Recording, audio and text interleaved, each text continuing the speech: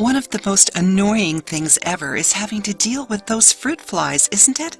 Attracted by the sweetness of fruits, fructose, they fly around the fruit bowl in the kitchen.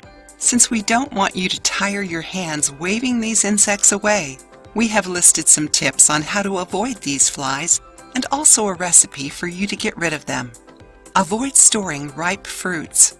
To avoid these bothersome flies, don't let your fruits ripen too much in the kitchen. It is best to eat them as soon as possible. Throw food scraps in the trash. Another way of avoiding these flies in your kitchen and home is to throw away the food scraps. Always throw away any crumbs, grains, peels, and seeds. If you want to stop the flies from visiting you, never leave any food scattered on your sink or around your house. Use aromatic plants to chase the insects away. Did you know that some aromatic plants work as natural repellents? We talked about it in a recent video. Click here if you want to learn more. Many people use lavender, basil, rosemary, citronella, and bay seedlings to repel fruit flies. Are you enjoying the video? Then give it a thumbs up and share it with your friends. It helps the channel a lot. Learn now how to make a homemade recipe to shoo away fruit flies.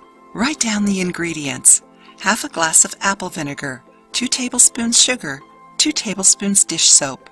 Add the sugar and the dish soap to the vinegar and mix until foam starts to form. Put the mixture close to where the fruit flies usually appear and leave the mixture there until they are attracted to it. This recipe is really good and will surely help you get rid of all the fruit flies around your home. Repeat it whenever necessary, and don't forget to keep up your usual cleaning routine. Take out the trash, don't let dirty dishes build up in the sink. Keep your fruits covered and use a cloth with some vinegar to clean your kitchen daily. If you liked the video, give it a thumbs up and share it with your friends. For more recipes and tips, subscribe to the channel.